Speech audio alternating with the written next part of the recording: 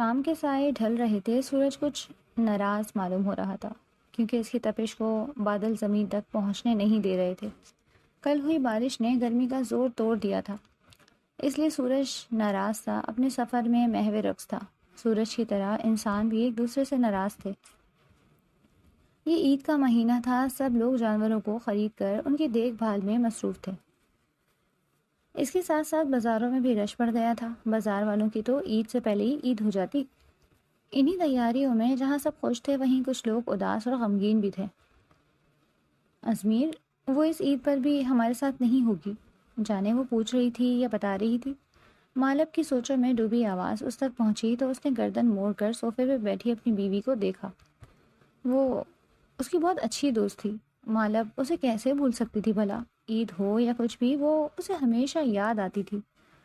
مالب، تم کیوں اداس ہو رہی ہو؟ تم یہ دیکھو، اگر وہ آ جاتی تو نہ جانے گھر والے اسے قبول کریں بھی یا نہیں۔ وہ اس لیے نہیں آتی کیونکہ اس کی بھی انا ہے جو اسے یہ کرنے سے روک رہی ہے، ورنہ اگر وہ چاہے تو آ کر ماما بابا سے معافی مانگ لے اور ساری پرانی رنجشوں کو ختم کر دے۔ ماما بابا تو یہ کام کرنے سے رہے۔ یہاں سب اپنی اپنی اناؤں کی دیواروں میں قید ہیں اور کوئی انہیں گرانے پر راضی نہیں ہے۔ بس ایک ہی شکوہ تھا ازمیر کو اپنی بہن سے۔ وہ بیڈ سے اٹھ کر اس کے پاس آ کر بیٹھ گیا اور آرام سے اسے سمجھانے لگا۔ وہ پیاری سی شفاف دل لڑکی اداس بیٹھی اچھی نہیں لگ رہی تھی۔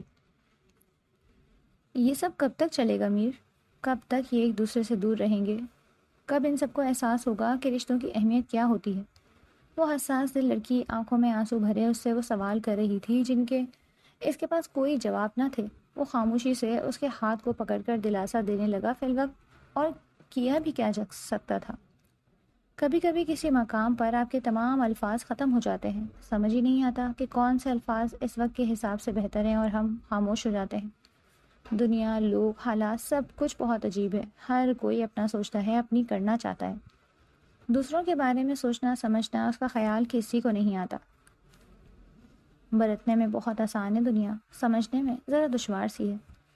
لو، شام ہوئی اور سمٹ گیا، پھر جیون سارا آنکھوں میں۔ شام اس کے آنگن میں بھی اتر رہی تھی، اداس شام، ڈھلتا سورج، ترسی آنکھیں۔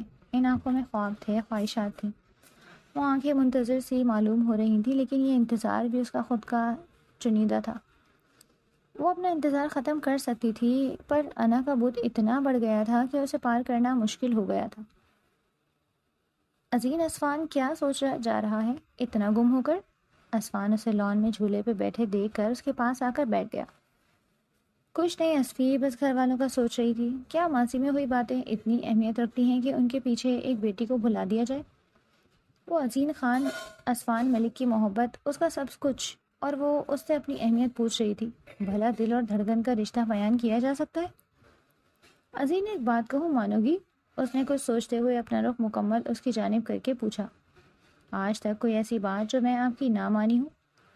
وہ تو مجھے پتہ ہے، تم ایک نہایت ہی فرمانبردار بیوی ہو جو شوہر کی ہر بات مانتی ہے، اسفان نے شرارت بھرے انداز میں کہا تو اس کے چہرے پر ہلکی سی مسکراہٹ آ گئی۔ اچھا، اب میری بات سنو، دیکھو عظیم، زندگی بہت چھوٹی ہے، کب کہاں کس موڑ پہ ختم ہو جائے کوئی نہیں جانتا۔ اس چھوٹی سی زندگی کو بھی یوں ایک دوسرے سے الگ کر گزارنا ٹھیک نہیں ہے۔ یہ جو چند دن کی زندگی ہمیں دی گئی ہے، اسے اپنوں کے ساتھ خوشی سے مل جل کر ہی گزارنا چاہیے۔ اگر تمہارے اپنے تمہارے پاس نہیں آ رہے، تم سے نہیں مل رہے، تو یہ کام تم کر لو۔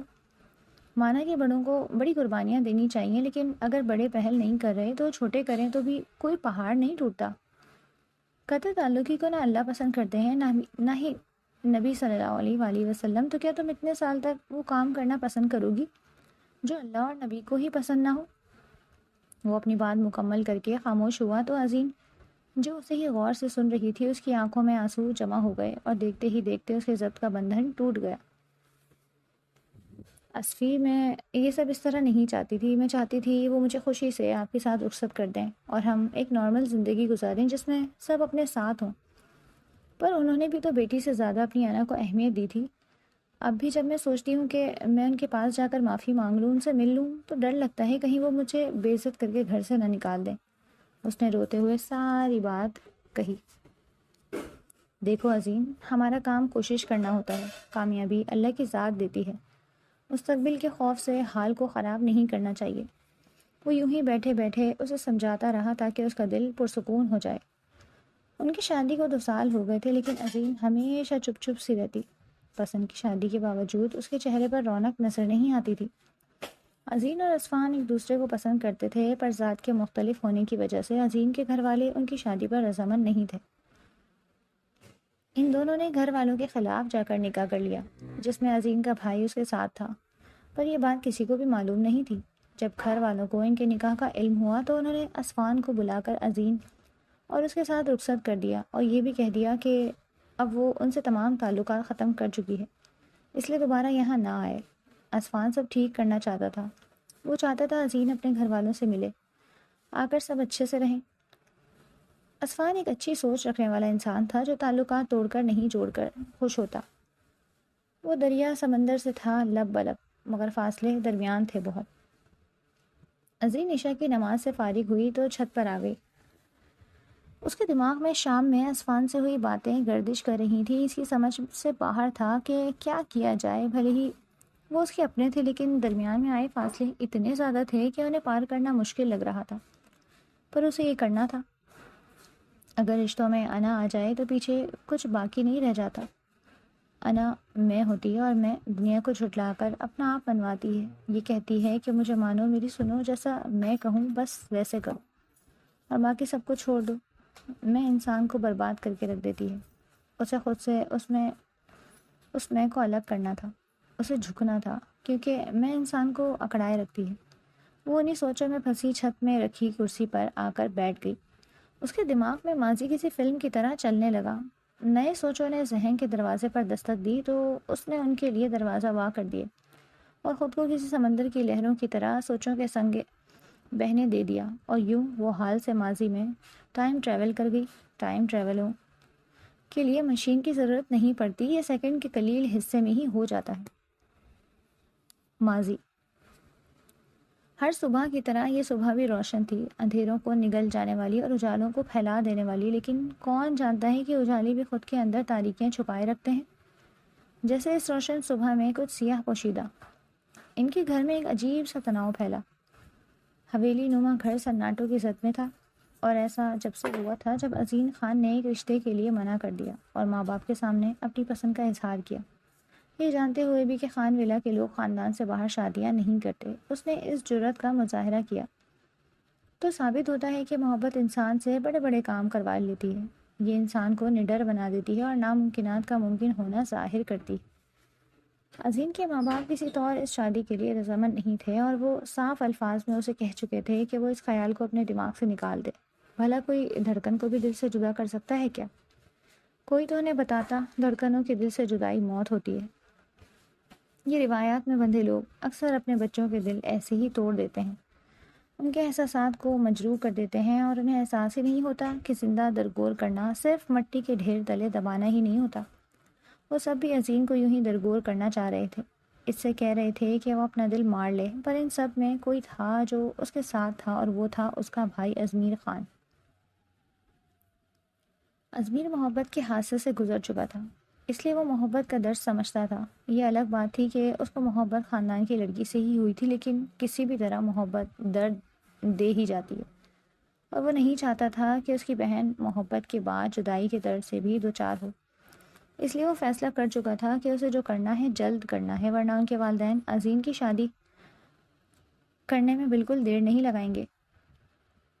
عظیم اپنے کمرے میں بیٹھی تھی جب اس کے کمرے کا دروازہ بجا۔ اس نے دروازہ کھولا تو سامنے ازمیر کو کھڑا دیکھ کر اسے حیرانگی ہوئی، کیونکہ وہ کبھی اس کے روم میں نہیں آتا تھا۔ ازمیر اندر آیا اور خود ہی دروازہ بند کر دیا۔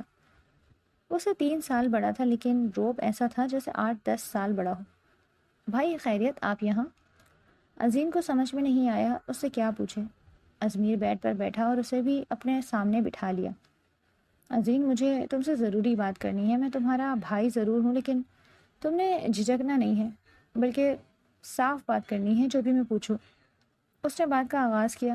بڑا بھائی تھا، جانتا تھا بہن اسے کتنا جھجکتی ہے۔ جی بھائی، پوچھیں۔ عظیم، کیا تم اصفہان کے بغیر رہ سکتی ہو؟ اس کے سوال پر عظیم جی بھر کر حیران ہوئی۔ سمجھ بھی نہیں آ رہا بھائی کو اس بات کا کیا جواب دے۔ میں نے تم سے کہا تھا بغیر ہچکچائے تم نے مجھ سے بات کرنی ہے۔ اس کے ایسا کہنے پر عظیم نے ہلکے سے نفی میں سر ہلا دیا تو ازمیر نے ایک گہری سانس لی۔ ٹھیک ہے، پھر آج شام کو سب کو کہنا کہ تم بازار جا رہی ہو، پھر جو ایڈریس میں بتاؤں وہاں آ جانا۔ اس کی بات سن کر عظیم نے حیرانگی سے اسے دیکھا۔ وہ کوئی بچی تو تھی نہیں جو اس کی بات کا مطلب نہیں سمجھتی۔ اس کا بھائی اسے کہاں اور کیوں لے کر جانے والا تھا وہ اچھی طرح سمجھ گئی تھی۔ اس کی حیران اور سوالیہ نظروں کا مفہوم سمجھتے ازمیر نے اسے کندھے سے لگاتے اس کا سر سہلایا۔ عظیم، تم چاہے کتنی بھی بڑی کیوں نہ ہو جاؤ، میرے لیے ہمیشہ چھوٹی سی گڑیا رہو گی۔ وہ گڑیا جس کی ہر جائز خواہش کو میں پورا کر دیا کرتا تھا۔ بڑے ہونے سے بھلے ہی ہمارے درمیان فاصلے آ گئے ہیں، لیکن دل اب بھی ایک دوسرے سے ویسی ہی محبت کرتے ہیں۔ میں تمہیں ہمارے خاندان کی ان بے سودہ روایتوں کی بھیٹ چڑھنے نہیں دے سکتا، اس لیے میں نے فیصلہ کیا ہے کہ آج تمہارا اور عثمان کا نکاح کر دوں گا۔ مجھے امید ہے نکاح کے بعد ماما بابا اپنے فیصلے بدلنے پر مجبور ہو جائیں گے۔ اس نے پیار سے اسے ساری باتیں سمجھائیں اور پھر کافی دیر اس سے باتیں کرتے رہنے کے بعد وہ وہاں سے چلا گیا۔ شام میں عظیم اس کے بتائے ہوئے ایڈریس پر پہنچ گئی تھی۔ وہاں اس کا نکاح اس کے بھائی کی موجودگی پر ہو گیا۔ چند دن ہی گزرے تھے کہ یہ خبر خان ولا کے لوگوں تک پہنچ گئی۔ عظیم نے ان سب میں اپنے بھائی کا نام آنے نہیں دیا اور سارا الزام اپنے سر لے لیا۔ وہ ازمیر کو پہلے ہی کہہ چکی تھی کہ وہ اس کی وجہ سے بابا کے سامنے نہ کھڑے ہوں۔ ان کے والد احمد خان نے عثمان کو گھر پہ بلایا اور عظیم سے تمام تعلقات ختم کر کے اسے عثمان کے ساتھ بھیج دیا۔ ان سب میں ایک لڑکی کا دل کٹ کے رہ گیا، وہ جو عظیم کی بہترین دوست، ہر دکھ سکھ کی ساتھی، ہر راز کی رازدار تھی، مہلب ازمیر خان۔ وہ صرف اس کی بھابھی نہیں بلکہ بہترین دوست بھی تھی۔ عظیم کے ساتھ یہ سب ہوتا دیکھ کر اس کے دل میں خان ولا والوں کے لیے نفرت آ گئی تھی، سوائے اپنے شوہر کے، کیونکہ وہ جانتی تھی ازمیر بھی روایتوں سے بندھا ہوا ہے۔ مجبور انسان کو غلط کہنا بھی جرم ہوتا ہے، پر وہ آج بھی عظیم کو بہت یاد کرتی تھی۔ ان میں سے کسی کا بھی اس سے رابطہ نہیں تھا، وہ کہاں ہے، کس حال میں ہے، سب اس بات سے انجان تھے، اور عظیم وہ پل پل اپنوں کے لیے تڑپا کرتی تھی۔ اس کی سوچوں کے دھاگے ایک دم ٹوٹے جب پاس پڑا اس کا موبائل تھر تھر آیا۔ اس نے موبائل اٹھا کر دیکھا تو کسی انجان نمبر سے کال آ رہی تھی۔ اس نے کال یس کی تو آگے سے جو آواز اسے سننے کو ملی وہ اسے پتھر کرنے کے لیے کافی تھی۔ السلام علیکم عظیم، کیسی ہو؟ وہ آواز کسی اور کی نہیں بلکہ اس کے بھائی ازمیر کی تھی۔ اس کی آنکھوں سے آنسو لڑیوں کی صورت بہنے لگے۔ وہ انہیں کیا بتاتی کہ وہ کیسی ہے، غم میں ہے، تالیف میں ہے، درد میں ہے۔ اپنوں سے جدائی بھلا کہاں آسان ہوتی ہے، چاہے وہ جدائی موت کی صورت میں ہو، بے وفائی کی صورت میں ہو، یا دور چلے جانے کی صورت میں، جدائی تکلیف دیتی ہے۔ وعلیکم السلام بھائی، آپ؟ اس نے بمشکل روتے ہوئے کہا۔ عظیم، میں ہی بات کر رہا ہوں۔ آج بہن سے بات کرنے کا بہت دل کر رہا تھا، اس لیے کال کر لی۔ نمبر کہاں سے ملا؟ تو وہ ایک لمبی کہانی ہے، اسے رہنے دو۔ تم بتاؤ کیسی ہو؟ بہن کی آواز سن کر اس کے دل کو بھی کچھ ہوا تھا، لیکن وہ اپنی آواز اور لہجہ دونوں کو نارمل رکھے ہوئے تھی۔ میں ٹھیک ہوں بھائی، اور یہ تو کہنا ہی پڑتا ہے کہ نا ہم ٹھیک ہیں۔ اندر سے دل بھلے ہی چیخ چیخ کر اس بات کی نفی کر رہا ہو، خود کے درد کو جھٹلائے جانے پر تڑپ رہا ہو، لیکن وقت کا تقاضا ہے کہ جب کوئی پوچھے کیسے ہو تو ٹھیک ہے ہی کہنا ہوتا ہے۔ آپ کیسے ہیں؟ اور آپ نے مجھ سے اتنے ٹائم بعد کیوں رابطہ کیا؟ پہلے بات کیوں نہیں کی؟ اس نے ایک ساتھ ہی کئی سوالات پوچھ لیے۔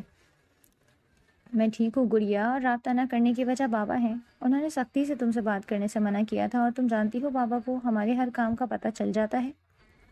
بھائی، میں آپ سب کو بہت یاد کرتی ہوں، اور مالب کیسی ہے؟ کیا اسے میں یاد آتی ہوں؟ مالب ٹھیک ہے، اور یاد تو تم اسے روز ہی آتی ہو۔ آج بھی رو رہی تھی وہ تمہاری غیر موجودگی کی وجہ سے۔ تم دونوں کا ہر تہوار ایک ساتھ گزرتا تھا۔ اب جب وہ اکیلی ہوتی ہے تو تمہیں ہی یاد کر کے روتی رہتی ہے۔ ازمیر کے بتانے پر اس کے آنسو جو تھوڑے بہت تھمے تھے وہ پھر سے بہنا شروع ہو گئے۔ میں بھی اسے بہت یاد کرتی ہوں، کیا آپ میری اس سے بات کروا سکتے ہیں؟ اس نے آج سے پوچھا۔ ابھی تو میں گھر سے باہر ہوں عظیم، اور گھر پر بات نہیں کروا سکتا، پر میں کوشش کروں گا کسی طرح تمہاری بات کروا دوں۔ شکریہ بھائی، اس نے شکر آمیز لہجے میں کہا۔ ان سب باتوں کو چھوڑو، یہ بتاؤ عید پہ قربانی کر رہے ہو، اور کس جانور کی کر رہے ہو؟ ازمیر نے اس کا موڈ اچھا کرنے کے لیے بات بدل دی۔ میں میرے پہلے جانوروں کی نہیں بلکہ اس سے زیادہ بڑی قربانی کروں گی۔ اس کی بات پہ حیران ہوتے ازمیر نے پوچھا، اچھا وہ کس چیز کی؟ میں انا قربان کروں گی، دل میں پنپتے بیجا جذبات قربان کروں گی، نفسانی خواہشات قربان کروں گی، اور جو ہو سکے گا وہ قربانی دوں گی، اور ہر وہ چیز جس کی قربانی مجھے میرے رب کے قریب کر دے۔ دیکھنا، یہ چیزیں مجھے میرے اللہ کے زیادہ قریب کر دیں گی، اور ان سب کے بعد میں ابراہیم علیہ السلام کی سنت کو پورا کروں گی اور اللہ کی راہ میں جانور قربان کروں گی۔ وہ ثابت کر رہی تھی کہ عید قربان واقعی نئے انداز میں منائے گی۔ اس کی باتوں سے ازمیر بہت زیادہ حیران ہوا تھا۔ عظیم، یہ انا کی قربانی، اس بات کا کیا مطلب ہے؟ کچھ نہیں بھائی، آپ خود ہی جلد اس بات کا مطلب سمجھ جائیں گے۔ اس کے بعد حسین اور ازمیر یوں ہی جانے کب تک ایک دوسرے سے باتیں کرتے رہے، اور رات دھیرے دھیرے مزید گہری ہوتی چلی گئی۔ عید جانوروں کی ہی نہیں، نفس کی اور اس سے بھی بڑی قربانی مانگتی ہے۔ اگر حضرت ابراہیم علیہ السلام والے واقعے پر غور کیا جائے تو اللہ نے ان سے ان کے بیٹے کی قربانی مانگی تھی۔ ان کا مطلب محبت کی قربانی، اپنی جان کی قربانی، اپنے دل کی قربانی، اپنے جسم کے حصے کی قربانی۔ لوگوں نے عید کو جانوروں کی قربانی تک محدود کر لیا ہے۔ جن کی سنت کو پورا کرتے ہیں ان کی ذات پر کبھی غور ہی نہیں کیا کہ انہوں نے کیا قربان کرنا چاہا تھا اور ان سے کس کی قربانی مانگی گئی تھی۔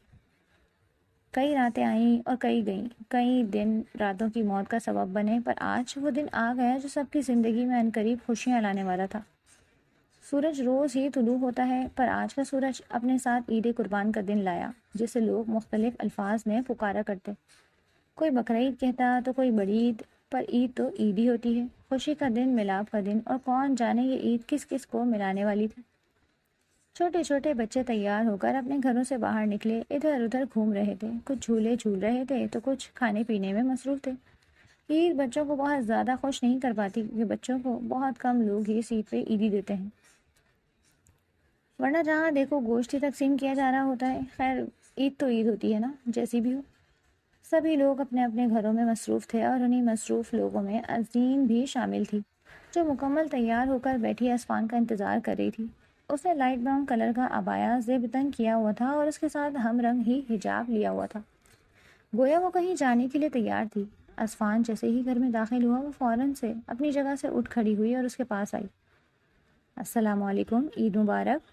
اسفان نے اس کا ہاتھ پکڑتے ایک پیار سا گلاب کا پھول اسے دیا۔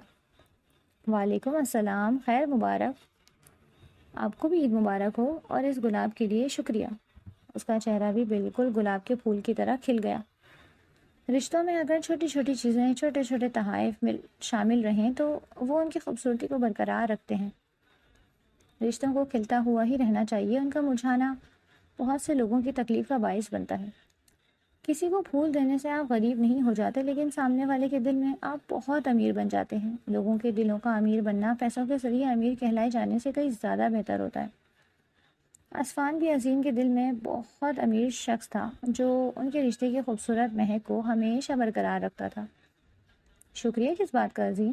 ایسی چھوٹی چھوٹی باتوں پر شکریہ ادا نہیں کیا کرتے۔ اور اب جلدی چلو، آج کا دن بہت خاص ہونے والا ہے، بس اللہ ہماری مدد کرے۔ وہ اسے کہتا اس کو ساتھ لیے ہی کار میں بیٹھ گیا، اور پھر وہ دونوں اپنی منزل کی جانب رواں ہو گئے۔ انجان سے انجان ہوتے ہوئے بھی ہمیں بہت سے کاموں میں پہل کرنی پڑتی ہے، اور قدموں کو اس رخ پر موڑنا پڑتا ہے جس کے اختتام کا ہمیں عام علم نہ ہو۔ دوسری طرف ایسے ہی صبح خان ولا میں بھی طلوع ہوئی۔ سب اپنی اپنی تیاریوں میں مصروف تھے۔ قربانی غالباً ہو چکی تھی اور سب کے گھروں میں گوشت بھیجا جا رہا تھا۔ وہ سب گوشت کو تقسیم کر کے اور کاموں کو سمیٹ کر ابھی بیٹھے تھے کہ دروازہ بج اٹھا۔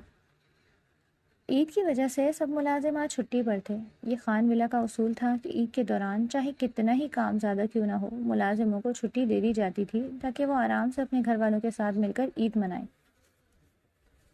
کوئی بھی انسان مکمل اچھا یا مکمل برا نہیں ہوتا، ہر انسان اچھائی اور برائی کا مرکز ہوتا ہے۔ اچھے سے اچھے انسان میں کوئی نہ کوئی برائی ضرور ہوتی ہے، اور برے انسان میں کوئی نہ کوئی اچھائی ضرور ہوتی ہے۔ یہی حال خان ولا والوں کا تھا، اگر کہیں وہ بہت سخت تھے تو کہیں بہت نرم بھی تھے۔ دروازے کی آواز سن کر مالک اپنی جگہ سے اٹھی اور دروازے کی طرف بڑھ کر جیسے ہی اس نے دروازہ کھولا تو اسے لگا وہ جاگتی آنکھوں سے خواب دیکھ رہی ہے، اور اگر یہ واقعہ ہی خواب تھا تو اسے جاگنے کی خواہش بالکل بھی نہیں تھی۔ یہی حال سامنے موجود عظیم کا تھا۔ عظیم فوراً سے اندر آتی اس کے گلے لگ گئی، اور ان دونوں کے رونے کی آواز اندر لاؤنج میں بیٹھے لوگوں تک گئی تو سب پریشان ہو کر باہر آ گئے۔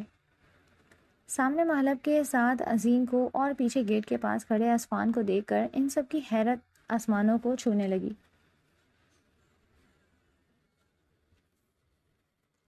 تقریباً 2 سال کے بعد وہ لوگ اسے دیکھ رہے تھے۔ وہ پیاری سی عظیم جو کبھی خان ولا کی جان ہوا کرتی تھی، وہ خان ولا اور اس کے باسیوں کو بے جان کر گئی۔ لیکن کچھ لوگ ہی اس بات کو تسلیم کرتے تھے، باقی سب انا کے پنجروں میں قید پھڑ پھڑاتے رہتے۔ یہاں کیوں آئی ہو عظیم خان؟ جب یہاں سے سارے تعلق توڑ دیے تھے تو اب دوبارہ کیا لینے آئی ہو؟ سب سے پہلے عظیم کی چاچی کو ہوش آیا تھا، جنہیں عظیم شروع سے ہی کچھ خاص پسند نہیں تھی۔ چاچی جان، تعلق میں نے نہیں، آپ لوگوں نے مجھ سے توڑے ہیں۔ وہ خود کو سنبھالتی ان کے سامنے جا کھڑی ہوئی اور پھر ان کو نظر انداز کرتی اپنے باپ کے سامنے کھڑی ہو گئی، جو یک ٹک اسے ہی دیکھ رہے تھے۔ السلام علیکم بابا جان، عید مبارک۔ اس نے بہت ہمت کر کے خود ہی پہل کی تھی، پر وہ صرف خاموش اور سوالیہ نظروں سے اسے ہی دیکھے جا رہے تھے۔ برابر میں کھڑی اس کی ماں بھی نم آنکھوں سے اسے ہی دیکھ رہی تھی۔ وہ ماں تھی، بیٹی کو اتنے وقت کے بعد دیکھ کر اسے خود میں بھینچ لینے کا دل کر رہا تھا، پر برابر میں کھڑے اپنے شوہر کا ڈر تھا جو انہیں ایسا کرنے سے روک رہا تھا۔ ماما جان، بابا جان، کیا میری غلطی اتنی بڑی تھی جو آپ لوگ مجھے معاف نہیں کر سکتے؟ میں مانتی ہوں جو میں نے کیا وہ غلط تھا، پر کیا بڑوں کی قربانیاں بڑی نہیں ہوتی؟ کیا آپ میرے کیے پہ مجھے معاف نہیں کر سکتے؟ کیا خاندان کی روایات بیٹی سے بڑھ کر ہوتی ہیں؟ کیا نا اتنی بڑی چیز ہوتی ہے جو ماں باپ کے دل سے اولاد کو ہی نکال دے؟ وہ ان کی چھوٹی سی گڑیا ان کے سامنے کھڑی آج بہت بڑی ہو گئی تھی، اور جو سوال وہ کر رہی تھی وہ سیدھا ان کے دل پہ لگ رہے تھے۔ جو بھی ہو جائے، اولاد ماں باپ کے جسم کا حصہ ہوتی ہے، اسے خود سے دور رکھنا انتہائی مشکل ہوتا ہے۔ عظیم کے سوالوں نے ان پر چڑھا انا کا خول کہیں دور اتار پھینک دیا تھا، اور وہ احمد خانزادہ جن سے بات کرنے سے پہلے لوگ کئی بار سوچا کرتے تھے، وہ آگے بڑھتے اسے سینے سے لگا گئے۔ وہ صبح ہی تو کہہ رہی تھی بڑوں کی قربانیاں بھی بڑی ہی ہونی چاہیے۔ وہ بڑے تھے، وہ اسے معاف کر سکتے تھے۔ وہ بھی تو ہمت کر کے اپنی انا کو کچل کر ان کے پاس آئی تھی، تو کیا وہ اسے معاف نہیں کر سکتے تھے؟ وہ اسے سینے سے لگائے کھڑے تھے اور دونوں باپ بیٹی کے آنسو تھمنے کا نام ہی نہیں لے رہے تھے۔ ان کے الگ ہوتے ہی عظیم کی ماں آتی اسے لپٹ گئی۔ اس کے بعد احمد خانزادہ آگے بڑھے اور عثمان کو جا کر گلے لگایا۔ ان کی حرکت یہ سب ہی بے تحاشا حیران تھے۔ عثمان کو خود بھی جھٹکا سا لگا، پر پھر وہ بھی مسکراتے انہیں سلام کرتے عید کی مبارکباد دے گیا۔ وعلیکم السلام، خیر مبارک برخوردار، تمہیں بھی عید مبارک ہو۔ آؤ چلو اندر آؤ، ہمارے ایک ہی تو داماد ہو، اپنی خدمت کا موقع دو۔ ان کی باتیں ایک کے بعد دیگرے سب کو جھٹکے دے رہی تھیں۔ عثمان مسکراتے ہوئے ان کے ساتھ ہی اندر بڑھ گیا، باقی سب بھی ان کے پیچھے اندر چلے گئے۔ پھر وہ لوگ تھے اور ان کی نہ ختم ہونے والی باتیں۔